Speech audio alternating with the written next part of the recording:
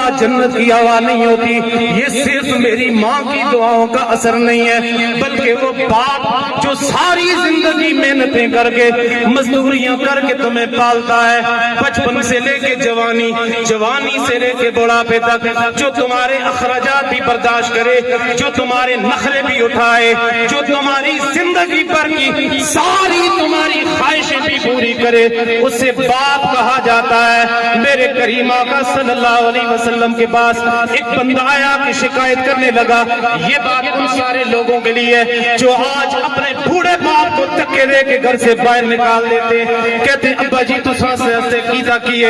وہ خدا کے بندو، اللہ کے رسول صلی اللہ علیہ وسلم کی بارگاہ میں ایک بندہ آیا، آ کے کہنے لگا یا رسول اللہ، میرا باپ میرا مال خرچ کر دیتا ہے، میری اجازت کے بغیر میرا باپ میری دولت کو، میرے مال کو اپنی بہنوں کو دے دیتا ہے، اپنی بیٹیوں کو دے دیتا ہے، اپنے رشتہ داروں کو دے دیتا ہے. یا رسول اللہ، میرے باپ کو سمجھائیں، وہ میرا مال سارا خرچ کر دیتا ہے. اللہ کے رسول صلی اللہ علیہ وسلم نے اس کے والد کو بلایا. والد کی آنکھوں سے آنسوں کی لڑیاں کی لڑیاں جا رہی ہیں. باپ، وہ باپ جس نے بچپن سے لے کے بڑھاپے تک اس کے نخرے بھی برداشت کیے، اس کے لیے اپنے ہاتھوں کے اندر چھالے بھی چڑھائے، وہ جس نے کاندھوں کے اوپر مزدوریاں کر کر کے اسے بڑا کیا تھا، آج وہ بیٹا شکایت لے کے رسول پاک کے پاس چلا گیا کہ یا رسول اللہ صلی اللہ علیہ وسلم، میرا باپ میرا خیال نہیں کرتا.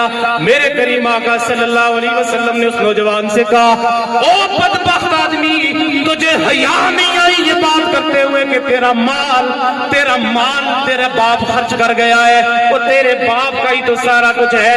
سن، آج سے یہ لکھ لے اپنے پاس، قیامت تک کے آنے والے بیٹوں کے لیے میرے رسول کریم صلی اللہ علیہ وسلم نے فرمایا، انت ومالک لابیک، تو بھی تیرے باپ کا ہے، تیرا سارا مال بھی تیرے باپ کے لیے ہے.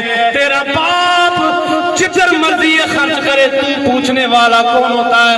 تجھے پوچھنے کی اجازت نہیں. تیری ساری جائیداد تیرے باپ کے لیے، تیری ساری دولتیں تیرے باپ کے لیے.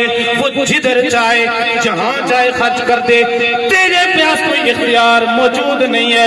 اللہ کے رسول صلی اللہ علیہ وسلم نے فرمایا، اگر ماں کے قدموں کے نیچے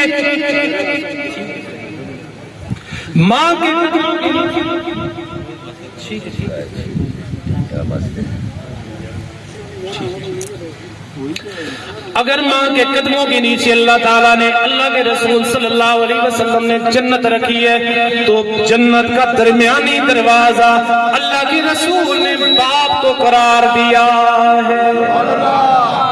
وَبِالْوَالِدَيْنِ احسانا، لوگوں اپنے والدین کے ساتھ حسن سلوک کرو.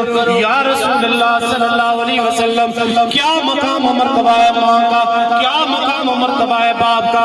میرے رسول کریم صلی اللہ علیہ وسلم فرماتے ہیں، لوگوں تمہاری ماں کے قدموں کے نیچے اللہ نے ساری جنتوں کے دروازے کھول دیے. الجنت تحت اقدام الامہات، اللہ نے تمہاری ماں کے قدموں کے نیچے جنتیں کھول رہی ہے، جنتوں کے دروازے کھول دیے. لیکن بات ختم نہیں ہوتی. صرف ماں کی دعا جنت کی ہوا نہیں ہوتی. یہ صرف میری ماں کی دعاؤں کا اثر نہیں ہے، بلکہ وہ باپ جو ساری زندگی محنتیں کر کے مزدوریاں کر کے تمہیں پالتا ہے، بچپن سے لے کے جوانی، جوانی سے لے کے بڑھاپے تک، جو تمہارے اخراجات بھی برداشت کرے، جو تمہارے نخرے بھی اٹھائے، جو تمہاری زندگی پر کی ساری تمہاری خواہشیں بھی پوری کرے، اسے باپ کہا جاتا ہے. اگر ماں کے قدموں کے نیچے اللہ تعالیٰ نے، اللہ کے رسول صلی اللہ علیہ وسلم نے جنت رکھی ہے، تو جنت کا درمیانی دروازہ اللہ کے رسول نے باپ کو قرار دیا ہے. اللہ تعالیٰ سے دعا کروں کہ اللہ تعالیٰ